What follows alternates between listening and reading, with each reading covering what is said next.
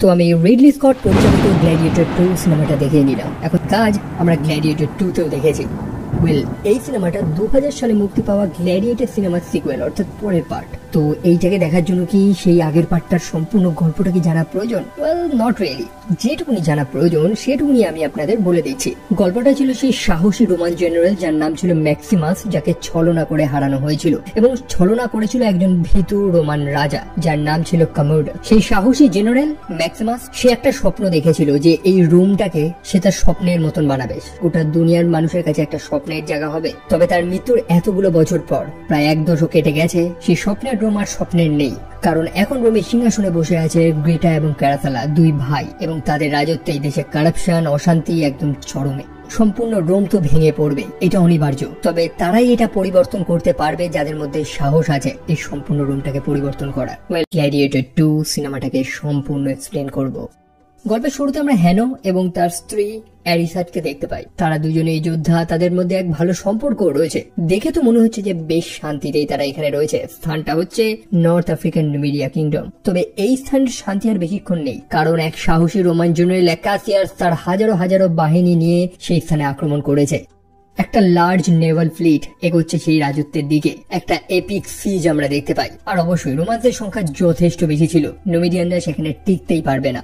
সেই Roman general Cassius সেখানে তার সাহসিকতা দেখায়। অন্যদিকে সেই লড়াইতে হ্যানোর স্ত্রী অর্থাৎ অ্যারিসাত সে মারা যায়। লড়াইতে হ্যানো চরম আহত হয়েছে এবং সে তার জ্ঞান হারায়। সে তার স্ত্রীকে দেখতে পায় যার মৃত্যু হয়েছে এবং সে আফটার লাইফে যাচ্ছে।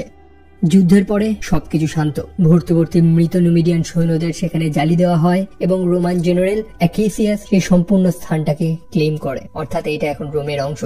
প্রতিটি মৃতর প্রিয়জন, তাদের পরিবারেরা সেখানে কাঁদছে এবং সেই রোমান জেনারেল ক্যাসিয়াসের চোখে একটা রিগ্রেট আমরা লক্ষ্য করতে পারছি। সে সাহসী, সে ভালো লড়তে জানে, তবে সে যেন এই কাজটা করতে চায় না, তাকে করতে তো হচ্ছে। যাই হোক, সেই লড়াইতে যে বন্দী রয়েছে, যে প্রিজনার্সরা রয়েছে, তাদেরকে রোমে নিয়ে যাওয়া হচ্ছে, যাদের মধ্যে রয়েছে হ্যানো, সে বেঁচে গিয়েছে। সেই মানুষগুলোর মধ্যে আরেকজন রয়েছে হানোর কমান্ডার, যার নাম হচ্ছে জগার্থা। সেই লড়াইতে সে যথেষ্ট আহত এবং তার মুখ থেকেই আমরা জানতে পারি যে হ্যানো অ্যাকচুয়ালি এই স্থানের বাসিন্দা না। তার অ্যাকচুয়ালি অরিজিনটা কি, সে কোথা থেকে এসেছে, সেটা এখনো জানা যায়নি। একটা ফ্ল্যাশব্যাক আমরা দেখতে পাই, তার বয়সটা তখন অনেক কম এবং ব্যাকগ্রাউন্ডে পিরামিড গুলো তো দেখে বুঝতে পারি যে স্থানটা ইজিপ্ট, যেখানে বেশ কিছু সৈন্যরা চলে আসে তাকে নেওয়ার জন্য। তবে হানো সেখান থেকেও পালায়। হয়তো তার ছোটবেলাটা এরকম এক স্থান থেকে আরেক স্থানে পালিয়ে পালিয়ে কেটেছে এবং অবশেষে এই স্থানে এসে সে ঠেকেছে। অবশ্যই এই স্থানে হয়তো সে ভালোবাসা পেয়েছে, অনেক বন্ধু পেয়েছে, সেই কারণে এই মানুষগুলো তার অনেক কাছে।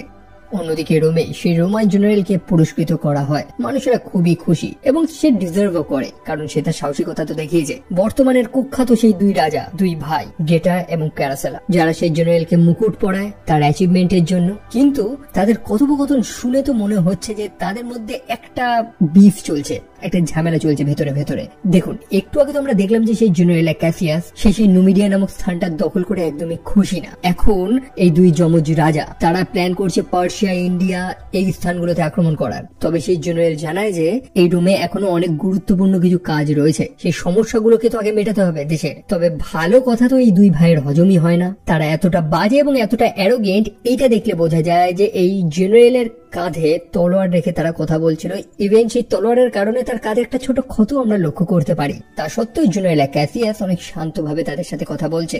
2 ভাই জানায় যে এই খুশিতে তারা আবার কলোসিয়াম চালু করবে। কলোসিয়াম তো জানেন, যেখানে গ্ল্যাডিয়েটররা জীবন মৃত্যুর লড়াই লড়ে। তাদের কাছে জীবন মৃত্যুর খেলা হলেও এটা বহু মানুষদের কাছে, বিশেষ করে পয়সাওয়ালা মানুষদের কাছে মনোরঞ্জনের সেন্টার পয়েন্ট। তবে সেই জেনারেল তাতেও খুশি না। সে বরং নিজের পরিবার, নিজের স্ত্রীর সাথে কিছুটা সময় কাটাতে যায় এই ফাঁকা টাইমটাতে। অন্যদিকে সে ওয়ার প্রিজনার্সে সেই বন্ধুদের নিয়ে যাওয়া হচ্ছে আর একটা অ্যারিনাতে, যেখানে তারা লড়াই করবে। হ্যানো এবং তার বন্ধুদের অস্ট্রিয়া অ্যান্টিকাতে নিয়ে যাওয়া হয়, আর একটা রোমান সিটি, যেখানে একটা অ্যারিনাতে তারা জঙ্গলি বাবুন্সদের সাথে লড়াই করবে।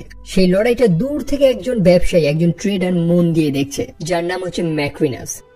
সেই অ্যারিনাতে হ্যানোর বহু বন্ধুরা মারা যায়। ইভেন তাদের যে কমান্ডার অর্থাৎ জগার্থা, সে তো সারেন্ডার করেই মারা যায়। বাট একটা হিংস্র জঙ্গলি বাবুন্সকে হারাতে হলে আপনাকে তার মতনই আচরণ করতে হবে এবং হ্যানো সেটাই করে। একটা জন্তুর মতনই লড়ে, যার ফলে সেই বাবুন্সগুলো ভয় পেয়ে যায়। হ্যানোর এই সাহসিকতাতে প্রত্যেকটা মানুষ হাততালি দেয় এবং সেই ট্রেডার, সেই ব্যবসায়ী ম্যাক্রিনাস, সে হ্যানোকে কিনবে বলে ডিসাইড করে। সে ভালো মতন হ্যানোকে দেখে যে সে কেমন লড়ে এবং হ্যানো প্রমাণ করে সেটা। ম্যাক্রিনাসের যে বডিগার্ড রয়েছে তাকেও সে হ্যান্ড টু হ্যান্ড কম্ব্যাটে হারিয়ে দেয়। ম্যাক্রোনাস তারপরে হ্যানোর সাথে কথা বলে, হ্যানোকে সে একটা গ্ল্যাডিয়েটর বানাবে। তো কারা এই গ্ল্যাডিয়েটর? হ্যানো এই মুহূর্তে একটা বন্দী, এবং সে যদি স্বাধীনতা পেতে চায়, সে যদি স্বাধীন হতে চায়, তাহলে তাকে সেই এরিনাতে কলোসিয়ামে লড়তে হবে। এটা এক টাইপের প্রতিযোগিতার মতন, যার অনেকগুলো ভাগ রয়েছে। হ্যানো যদি লাস্ট অব্দি সার্ভাইভ করতে পারে, তাহলে সে তার স্বাধীনতা পেয়ে যাবে। এখন হ্যানোর কাছে আর কোনো অপশন তো নেই, সে চাইলে না বলতেই পারে। এখন সেই এরিনাতে, সেই কলোসিয়ামে তার শত্রু যে থাকবে, সে তো আর তাকে ছেড়ে দেবে না। তো তোমাকে বাঁচতে হলে লড়তেই হবে। হ্যানোর ভেতরে থাকা রাগটা ম্যাক্রোনাস ফিল করতে পারে, এবং সে জানতে চায় যে কাকে পেলে তার ভেতরে থাকে এই রেজটা কমবে। হ্যানো তখন জানায় যে সেই রোমান জেনারেল অ্যাকাসিয়াস, তাকে হত্যা করেই হ্যানো শান্ত হবে। ম্যাক্রোনাস জানায় যে ঠিক আছে, সময় মতন সেটাই হবে।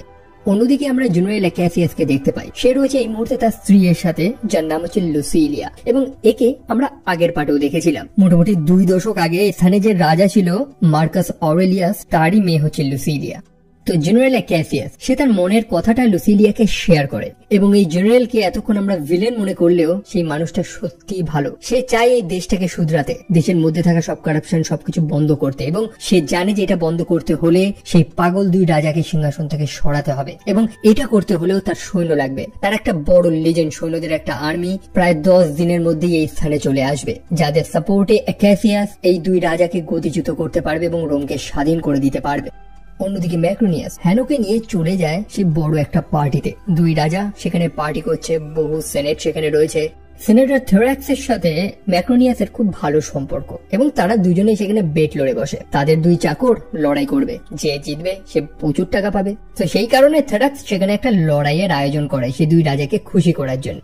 কথা হয়েছিল তারা হ্যান্ড টু হ্যান্ড লড়বে, 3টে রাউন্ড হবে। তবে সেই আরেক রাজা অর্থাৎ ক্যারসেলা সে জানে যে না, এতে মজা নেই ভাই, এদের হাতে তলোয়ার দিয়ে দাও বা ছুরি দিয়ে দাও আর কি। হ্যানো এবং সেই আরেকজন যোদ্ধা, তারা দুজন লড়াই করা শুরু করে। হ্যানো প্রথমে তার অ্যাপোনেন্টকে বোঝানোর চেষ্টা করে যে ভাই, আমরা অন্য মানুষদের মনোরঞ্জন দেওয়ার জন্য একে অপরকে হত্যা করতে পারি না, কিন্তু তার অপোনেন্ট তো শোনে না, সে ছুরি চালানো শুরু করে। তাই বাধ্য হয়ে হ্যানো তার ক্ষমতাটা দেখিয়ে দেয়। একটা দুর্দান্ত ফাইটে সে সেই মানুষটাকে হারিয়ে দেয়। ম্যাক্রোনাস প্রমাণ করিয়ে দেয় যে তার আনা এই বারবারিয়ানটা, তার এই নতুন চাকরটা সেই এরিনাতে লড়াই করার যোগ্য, অর্থাৎ সেই কলোসিয়ামে। তাই শীঘ্রই তাকে সেখানে পাঠানো হবে। ম্যাক্রোনাস তো এটাই চেয়েছিল। রাজা গেটা তখন হ্যানোকে কিছু বলতে বলে, এবং হ্যানো সেখানে একটা পোয়েট্রি শোনায়, যে পোয়েট্রিটা এই রোমেই খুবই ফেমাস। অনেকেই এটার ব্যাপারে জানে না, তবে ম্যাক্রোনাস এটা জানে, এবং সে হ্যানোকে প্রশ্ন করে যে তুমি এটা জানলে কি করে, কে শিখিয়েছে তোমায়, তোমার জন্মটাই বা কোথা দিয়ে হয়েছে। হ্যানো তখন পাল্টা তাকে রিপ্লাই দেয় যে যখন আমাকে সেই এরিনাতে মরতেই হবে, তাহলে আমার অতীত জেনে লাভটাই বা কি। অন্যদিকে সেনেটরদের সিক্রেট একটা মিটিং হচ্ছে। জেনারেল অ্যাকাসিয়াস তার প্রপোজালটা দেয় যে কিভাবে সেই লড়াইয়ের প্রতিযোগিতার শেষ দিনে জেনারেল অ্যাকাসিয়াসের প্রায় 5000 সৈন্য এই স্থানে আক্রমণ করবে সম্পূর্ণ রোমটাকে স্বাধীন করার জন্য। তবে স্বাধীন করার পরে কি হবে? লুসিলিয়াকে রানী বানানো হবে। তার পিতা মার্কাস অরেলিয়াস এই স্থানের রাজা ছিল, তো হিসাব মতো লুসিলিয়া এই স্থানে রানী হওয়ার যোগ্যতা রাখে এবং সেনেট তাকে সাপোর্ট করবে। অন্যদিকে সেই বন্দীদের অর্থাৎ হ্যানো এবং তার মানুষদের মেন সিটিতে নিয়ে যাওয়া হচ্ছে। গেটওয়ে অফ রোম সেখানে আমরা দেখতে পাই, সে বিখ্যাত স্ট্যাচুটাও দেখতে পাই। 2টো শিশু একটা উলফের দুধ পান করছে, রমুলাস এবং রেমাস। তো সেই স্থানে প্রবেশ করার পর হ্যানো অ্যাকচুয়ালি রোমের অবস্থা, বর্তমান অবস্থাটা বুঝতে পারে। চারিদিকে মহামারী, মানুষ না খেতে পেয়ে মরছে, ভিক্ষা করছে প্রচুর মানুষ। এখানে যে রোমের গল্প সে শুনে এসেছে, এখানে এসে রিয়েলিটি সে কিছু ভিন্ন দেখছে। অন্যদিকে ম্যাক্রোনাস আবারও সেই সেনেটর থেরাক্সের সাথে সাক্ষাৎ করে। মনে আছে তো তাদের দুজনের মধ্যে বেটিং হয়েছিল যে কার যোদ্ধা জিততে পারবে। ম্যাক্রোনাস তো জিতে গিয়েছিল, সেই হিসেবে সে টাকা পাবে, কিন্তু সেনেটর থেরাক্স তার টাকাটা এখনো শোধ করেনি। সে বলে যে পরে সে শোধ করে দেবে। এখন ম্যাক্রোনাস জানে যে ঠিক আছে, সে টাকা নিয়ে কথা বলছে না, এখন কলোসিয়ামে আবার ফাইট হবে, প্রতিযোগিতা শুরু হবে। তো সেনেটর এখন কি করতে চায়? আবার নতুন করে বেটিং লড়বে কি? আগের বার তো সে ডবল দেবে বলেছিল, এবারও কি ডবল দেবে নাকি এবার সে কুইট করে দেবে, মানে আর বেটিং সেটিং কিছু লড়বে না। সেনেটর থেরাক্স ভাবতে থাকে যে যদি এবার সে জিতে যায় তাহলে তার আগের ধারবাকি সব মিটে যাবে, সেই কারণে সে ডাবল বলে দেয়। অন্যদিকে গ্ল্যাডিয়েটরদের রেডি করা হচ্ছে, তারা কলোসিয়ামে লড়বে। সেখানে গ্ল্যাডিয়েটরদের যে নামগুলো ছিল, সেখানে একটা নাম কাটা ছিল, সেটা হচ্ছে অ্যাকচুয়ালি ম্যাক্সিমাস, যে প্রথম পার্টের হিরো ছিল। তো সেই এরিনাতে লড়াই শুরু হয়। হ্যানো এবং তার সঙ্গীরা ফেস করবে সেই স্থানের একটা আনডিফিটেড যোদ্ধা, যার নাম হচ্ছে ক্লেসেও দ্য ডেস্ট্রয়ার, যে গন্ডারের পিঠে চেপে সেই এরিনাতে আসে। তাকে হারানোটা সত্যি খুবই কঠিন। হ্যানোর বহু সঙ্গী সেখানে মারা যায়, তবে তারা বুদ্ধি করে সেই গন্ডারটাকে ঘায়েল করে এবং গ্লেসেওর সাথে 1 ভার্সেস 1 হ্যানোর লড়াইতে নেমে পড়ে। দেখে তো একটা সময় মনে হচ্ছিল যে হ্যানো হয়তো সেই লড়াইতে হেরে যাবে। এখন দর্শকরা সেখানে চেঁচাচ্ছে যে মার্সি, হ্যানোকে যাতে ক্ষমা করে দেওয়া হয়, তাকে যাতে হত্যা হত্যা না করা হয়। কিন্তু হ্যানো বলে যে না, তার ক্ষমা প্রয়োজন নেই, সে লড়বে এবং অবশেষে সে গ্ল্যাসিওকে সে লড়াইতে হারিয়ে দেয়, তাকে হত্যা করে দেয়। হ্যানোর এরকম একটা সাহসিকতা মানুষদের খুব ভালো লাগে, সে মানুষদের মন জয় করে নেয়, বহু মানুষের সাপোর্ট সে পেয়ে যায়। তবে একই সাথে লুসিলিয়ার মনে বহু প্রশ্ন তৈরি হয়। সেই হ্যানোর লড়াইয়ে নামার আগে যে জিনিসগুলো করছিল, অর্থাৎ সে এরিনা থেকে মাটি তোলায় সেম জিনিস ম্যাক্সিমাসও তো একটা সময় করেছিল, সে প্রথম পার্টের যে হিরো ছিল। ফ্ল্যাশব্যাকের আমরা একটা সিন দেখতে পাই। অ্যাকচুয়ালি লুসিলিয়ার একটা ছেলে ছিল যার নাম ছিল লুসিয়াস। এই স্থানে যখন সিংহাসন পরিবর্তন হয়েছিল, মানে সিংহাসনের যে লড়াইটা, তখন লুসিলিয়া চুপচাপ তার ছেলেকে এই স্থান থেকে অন্য স্থানে পাঠিয়ে দিয়েছিল। অবশ্যই তার মধ্যে রয়্যাল ব্লাড রয়েছে, রাজকীয় রক্ত, এই সিংহাসনে তারও অধিকার রয়েছে। তো হিসাব মতন সেই সিংহাসনের লোভে অন্য কেউ যদি তাকে হত্যা করে দেয়, সেই ভয়তেই লুসিলিয়া তার ছেলেকে সেখান থেকে অন্য স্থানে পাঠিয়ে দেয়। এবং সেই ছোট্ট বাচ্চাটা অর্থাৎ লুসিয়াসই হচ্ছে হ্যানো। সেই কারণেই তো আমরা গল্পে দেখেছিলাম যে ছোটবেলা থেকেই সে একটা স্থানে টেকেনি, রোম, কখনো ইজিপ্ট এবং পরে নুমিডিয়া। অন্যদিকে লুসিলিয়া ম্যাক্রিনাসকে ইনভাইট করেছে এবং তার থেকে জানার চেষ্টা করছে যে এই গ্ল্যাডিয়েটর গুলোকে স্পন্সর করেছে কি পাচ্ছে। বিশেষ করে তার কাছে বর্তমানে যে গ্ল্যাডিয়েটরটা রয়েছে অর্থাৎ হ্যানো, তাকে তো লুসিলিয়া ভালোই চেনে।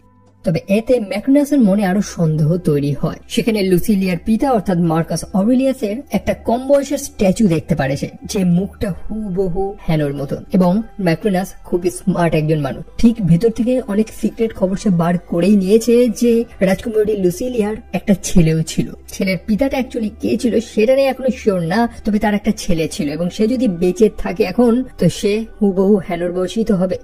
অন্যদিকে সেই জেলখানায় লুসিলিয়া চলে যায় হ্যানোর সাথে সাক্ষাৎ করার জন্য। হ্যানো জানে যে লুসিলিয়া তার মা, কারণ অবশ্যই 12 বছর বয়সে সে স্থান ত্যাগ করেছিল, তার যথেষ্ট হুঁশ ছিল তখন। তবে এখন সে লুসিলিয়াকে তার নিজের মা হিসাবে মেনে নিতে পারছে না, কারণ তার ছোটবেলাটা যেভাবে কেটেছে, সে এক স্থান থেকে আরেক স্থানে পালানো, তার এই স্ট্রাগলিং লাইফে তার পরিবার, তার মা তো কেউ ছিল না, কিন্তু এখন সে তাকে মা বলে কেনই বা মেনে নেবে। লুসিলিয়া জানে যে সে অনেক বড় ভুল করেছে, তবে সে এটাও তো জানে যে সে হ্যানো বা যার ভালো নাম লুসিয়াস, তাকে বাঁচানোর জন্যই এটা করেছিল। সে হ্যানোকে তার আসল পরিচয়টাও বলে দেয়, তার পিতা হচ্ছে ম্যাক্সিমাস, সে সাহসী রোমান জেনারেল অর্থাৎ প্রথম গল্পের যে হিরো ছিল, যাকে ছলনা করে মারা হয়েছিল। যদিও হ্যানো তার একটা কথাও শুনে না, যেন সে ক্ষুব্ধ।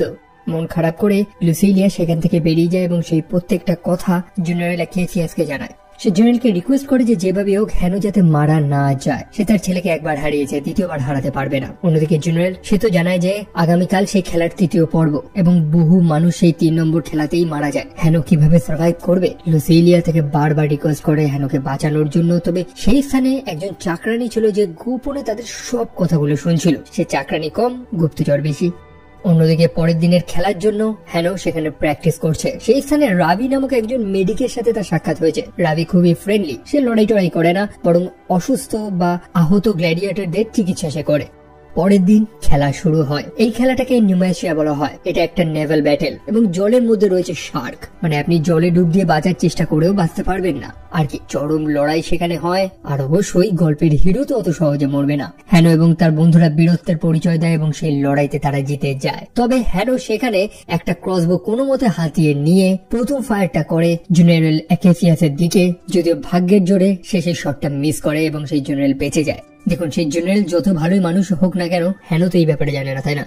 অন্যদিকে সেই চাকরানি যে গোপনে জেনারেল অ্যাকেসিয়াস এবং লুসিলিয়ার সব কথাগুলো শুনেছিল, সে চুপচাপ সেনেটর থ্রাক্সকে সব কথা জানিয়ে দেয়। মানে সেই জেনারেল কি কি প্ল্যান করছে, কিভাবে সেই গ্ল্যাডিয়েটরটাকে এরিনা থেকে বাঁচাবে, মানে হ্যানোর কথা বলা হচ্ছে। তবে সেই মুহূর্তে ম্যাক্রিনাস সেখানে গিয়ে পৌঁছায় এবং সে থ্রাক্সকে বলে সেই বাড়ি ত্যাগ করে বেরিয়ে যেতে, কারণ থ্রাক্স ম্যাক্রিনাসকে তার টাকা শোধ করতে পারেনি। যেমনটা দেখেছিলাম পরপর 2টো বেটিংয়েই সে হেরে গেছে। এখন থ্যারাক্স তার নিজের বাড়িটা হারিয়েছে। থ্যারাক্স জানে যে তার কাছে কিছু ইনফরমেশন রয়েছে গুরুত্বপূর্ণ, টাকা পয়সার বিনিময়ে সে সেই ইনফরমেশন গুলো ম্যাক্রিনাসকে দেয়, অর্থাৎ রাজা অ্যাকেসিয়াস কি প্ল্যান করছে। তবে ম্যাক্রিনাস জানে যে সে সবকিছুই জানে, তাই এইসব বলে কোনো লাভ নেই, সেই সেনেটরকে তার ঘর ত্যাগ করতেই হবে। সো ম্যাক্রিনাস সেই ইনফরমেশন গুলো পেয়ে সরাসরি সেই রাজাদের দিয়ে দেয়। অন্যদিকে সেই রাতে জেনারেল অ্যাকেসিয়াস লুকিয়ে লুকিয়ে যখন চলে যায় হ্যানোকে উদ্ধার করার জন্য, তখন রাজার সেই প্যাটোরিয়ান গার্ডসরা জেনারেলকে হাতে নাতে ধরে নেয়। এখন জেনারেল হিসাব মতন সেই রাজ্যের এক বেইমান, একটা ট্রেইটার, তার কি শাস্তি হওয়া উচিত? 2 যমজ ভাই প্রচন্ড খেপে গেছে, কি করা যায় এখন? অনেকে তো বলছে তাকে ক্রুসিফাই করে দেওয়া উচিত। তবে ম্যাক্রোনিয়াস জানায় যে না, জেনারেল অ্যাকেসিয়াস সে তো একটা হিরো, তাই না? তাকে এরকম ভাবে মারলে চলবে না, বরং ঈশ্বর তার ভাগ্য নির্ধারণ করবে। তাকে অ্যারিনাতে ছেড়ে দেওয়া হোক, কলোসিয়ামে, সেখানে তার ভাগ্য নির্ধারণ হবে। অন্যদিকে হ্যানোর চিকিৎসা করছে রাভি, সে ভালো মানুষটা। হ্যানো তখন রাভিকে জিজ্ঞেস করে যে সেখানে যে গ্ল্যাডিয়েটরদের নাম লেখা রয়েছে তার মধ্যে একটা নাম কাটা কেন। রাভি তখন তাকে একটা পিটে নিয়ে যায় যেখানে মৃত রেবেল গ্ল্যাডিয়েটরদের সরঞ্জামগুলো রাখা হয়। সেখানে যে নামটা কাটা ছিল সেটা ছিল ম্যাক্সিমাসের, এবং ম্যাক্সিমাসের আর্মার এবং তার তলোয়ারটা সে পিটে রাখা হয়েছে। সে আর্মারটা হ্যানো কিন্তু চেনে। আফটার অল ম্যাক্সিমাসকে লড়তে হ্যানো নিজেও দেখেছে। একই সাথে হ্যানোর আসল পিতা তো ম্যাক্সিমাসই ছিল, যে সত্য কথাটা একটু আগে লুসিলিয়া রিভিল করেছিল। তারপর সেই অ্যারিনাতে অ্যাকেসিয়াসের বিচার হবে। অ্যাকেসিয়াস প্রথমে বহু সৈন্যদের সাথে লড়ে নিজের সাহসের পরিচয়টা দেয় এবং তারপরে তার লড়াইটা হয় হ্যানোর সাথে। সেই স্লেভ ট্রেডার ম্যাক্রোনিয়াস, সে তো হ্যানোকে প্রমিস করেছিল যে সে জেনারেল অ্যাকেসিয়াসকে তার কাছে এনে দেবে। অ্যাকেসিয়াসের সাথে হ্যানোর ফাইট হয়, হ্যানো তো এটাই চেয়েছিল। তবে সেই জেনারেল হ্যানোর আসল পরিচয়টা তো জানে। সে হ্যানোকে মারতে চায় না, তার সাথে লড়তে চায় না। সেই কারণেই তো তার কাছে সুযোগ থাকা সত্ত্বেও সে সারেন্ডার করে, আত্মসমর্পণ করে, যেটা দেখে হ্যানো নিজেও কনফিউজ যে ব্যাপারটা কি আসলে। জেনারেল অ্যাকেসিয়াস তার সত্য কথাটা জানায় যে সে কতটা মজবুর ছিল, সে ইচ্ছে করেই কাজগুলো করেনি। হ্যানোর পিতা অর্থাৎ ম্যাক্সিমাসকে এই জেনারেল অ্যাকেসিয়াস যথেষ্ট ভালোবাসত এবং শ্রদ্ধা করত। পরে হ্যানো রিয়েলাইজ করে যে সত্যি জেনারেল অ্যাকেসিয়াসের কোনো দোষ নেই, সে এই রোমের জন্যই তো লড়ে যাচ্ছে। সো লড়াইয়ের শেষে রাজা নির্ধারণ করবে যে যে হেরে যাবে তাকে বাঁচিয়ে রাখা হবে না হত্যা করে দেওয়া হবে। রাজা গেটা আদেশ দেয় যে তাকে হত্যা করে দেওয়া হবে, কিন্তু হ্যানো জেনারেল অ্যাকেসিয়াসকে হত্যা করে না। সেই কারণে রাজা তার নিজের সৈন্যদের আদেশ দেয় তীর মেরে সেই জেনারেলকে হত্যা করতে। আর এইভাবেই জেনারেল অ্যাকেসিয়াস মারা যায়। আর এখানেই সম্পূর্ণ কেস ঘুরে যায়। প্রথমত রাজ্যের অবস্থা তো এমনি খারাপ, মানুষজন এই রাজার উপর দিয়ে তো ভরসা হারিয়েই ফেলেছে। সেখানে মানুষজন যখন নিজের চোখে দেখে যে দেশের একটা হিরোকে এরকম ভাবে হত্যা করা হচ্ছে, তাহলে সাধারণ মানুষদের কি হবে? যখন দেশের হিরোর জীবনের দাম নেই, তখন সাধারণ মানুষের জীবনের দামটাই বা কি হবে? এরকমই কিছু কথা হ্যানো সেই মানুষগুলোকে, সেই দর্শকদের শোনাতে থাকে, তাদেরকে প্রভোগ করতে থাকে এবং সম্পূর্ণ জনগণ সেই রাজার এগেনস্টে চলে যায়। গোটা শহর জুড়ে রায়ট চলছে এবং ম্যাক্রোনাস যেন এটাই তো চেয়েছিল। তবে তার এতে লাভ কি? সে তো জাস্ট একটা ব্যবসায়ী, একটা ট্রেডার, সামান্য গ্যামলিং করে। সে যখন হ্যানোর সাথে কথা বলছিল তার মুখ থেকে অনেক তথ্য আমরা শুনতে পাই। সেই পুরাতন রাজা অর্থাৎ লুসিলিয়ার যে পিতা ছিল তার ব্যাপারে সে অনেক কিছু জানে। মোটমাট ম্যাক্রোনিয়াস সাধারণ কোনো ব্যবসায়ী তো না। তো যেমনটা বললাম, শহর জুড়ে রায়ট লেগেছে কারণ মানুষদের পছন্দের হিরো জেনারেল অ্যাকেসিয়াস মারা গিয়েছে। এবং এই সিচুয়েশনে দুই রাজা তারা একে অপরের এগেনস্টে চলে গেছে। ক্যারাসেলা তো তার নিজের ভাই গেটাকে দোষারোপ করছে। অন্যদিকে ক্যারাসেলার একটা পোষা বানর রয়েছে ডন্ডাস, যেটাকে আবার গেটা পছন্দ করে না। এবং এই সুযোগটা নিয়েই ম্যাক্রোনাস তার মগজ ধোলাই করতে থাকে। ম্যাক্রোনাস তো এটাই চেয়েছিল দুই ভাইয়ের মধ্যে লড়াই লাগিয়ে দেওয়া।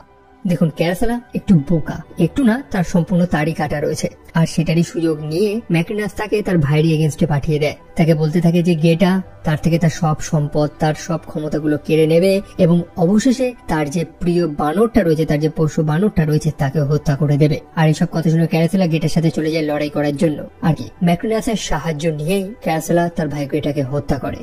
এরই মধ্যে একটা সিন হয়, আমরা দেখতে পাই যে লুসিলিয়া হ্যানোর সাথে সাক্ষাৎ করে। হ্যানো তার মাকে ক্ষমা করে দিয়েছে, কারণটা সে জানতে পেরে গেছে। আসলে লুসিলিয়া তার ছেলেকে একটা আংটি দেয় যেটা হ্যানোর পিতা ম্যাক্সিমাসের ছিল। সেই আংটির অধিকারী এখন হ্যানো, যেটা হ্যানো তার নিজের আঙ্গুলে পড়ে। অন্যদিকে রাজা একটা কাউন্সিল ডেকেছে, সব সেনেটররা সেখানে রয়েছে। যেমন জানি সেই যমজ ভাই তো আর এখন নেই, একজন মারা গিয়েছে, আর একজনই রয়েছে সেই বোকা ছেলেটা ক্যারাসেলা, যাকে ম্যাক্রোনাস সম্পূর্ণ সাপোর্ট করছে। এখন সে বোকা হলেও সে তো রাজা, তাই সে যা বলবে সেটাই সবাই শুনবে। প্রথমেই সে তার প্রিয় বাঁদরটাকে কনসোল বানিয়ে দেয়। এটা সেই সেনেটের সব থেকে বড় পদ অ্যাকচুয়ালি, এবং ম্যাক্রোনাসকে তার সেকেন্ড কনসোল বানিয়ে দেয়।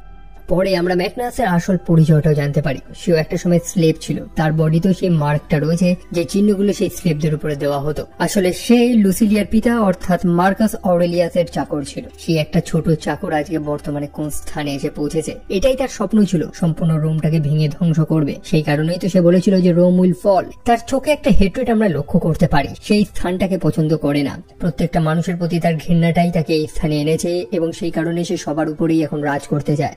আগামীকাল সেই কলোসিয়ামে আবার খেলা হবে, এবং যেখানে এই রানী লুসিলিয়াকে হত্যা করা হবে, এবং সে মারা গেলেই ম্যাক্রোনাসের সিংহাসনে বসার রাস্তাটা একদম ক্লিয়ার। অন্যদিকে হ্যানো রাভিকে একটা হেল্প করতে বলে। মায়ের দেওয়া সেই আংটিটা হ্যানো রাভিকে দিয়ে দেয়, যে আংটিটা ম্যাক্সিমাসের ছিল একটা সময়। সে রাভিকে বলে যে রাজ্যের বাইরে সে মৃত জেনারেল অ্যাকেসিয়াসের একটা সম্পূর্ণ লিজেন অপেক্ষা করছে এই সম্পূর্ণ শহরটাকে সিজ করার জন্য। তাদের গিয়ে এই আংটিটা দিয়ে আসো, তাদের বলে দাও যে আমি অপেক্ষা করছি। আমি বলতে সে হচ্ছে লুসিয়াস, রোমের রাজপুত্র। রাভি তার রিকোয়েস্টটা শোনে এবং সঠিক জায়গা মতন গিয়ে সেই আংটিটা দিয়ে দেয়। সেই সম্পূর্ণ লিজেন এখন প্রস্তুত হচ্ছে রোমে আক্রমণ করবে বলে। পরের দিন সেই কলোসিয়াম রেডি, এখানে লুসিলিয়াকে হত্যা করা হবে। তবে ম্যাকনাসের আসল প্ল্যানটা হচ্ছে যে যখন লুসিলিয়াকে হত্যা করা হবে তখনই সম্পূর্ণ জনতা ক্ষুব্ধ হয়ে যাবে রাজার এগেনস্টে, এবং তখন ম্যাকনাস এবং এই সেনেট এই রাজাকে সিংহাসনচ্যুত করে তারা রোমের দায়িত্ব নেবে। তবে আজকে ঈশ্বর তো এক অন্য কিছু লিখে গেছে। হ্যানোর আসল পরিচয়টা জানার পর রাভি তাকে সেই জেলখানার চাবিটা দিয়ে দিয়েছে, যার ফলে সে জেলখানার প্রত্যেকটা কয়েদি চুপচাপ নিজেদের বাঁধন মুক্ত করে রেখেছিল। আর যখনই সেখানকার গার্ডরা আসে তারা সেই মুহূর্তে আক্রমণ করে দেয় এবং তাদেরকে হত্যা করে ফেলে।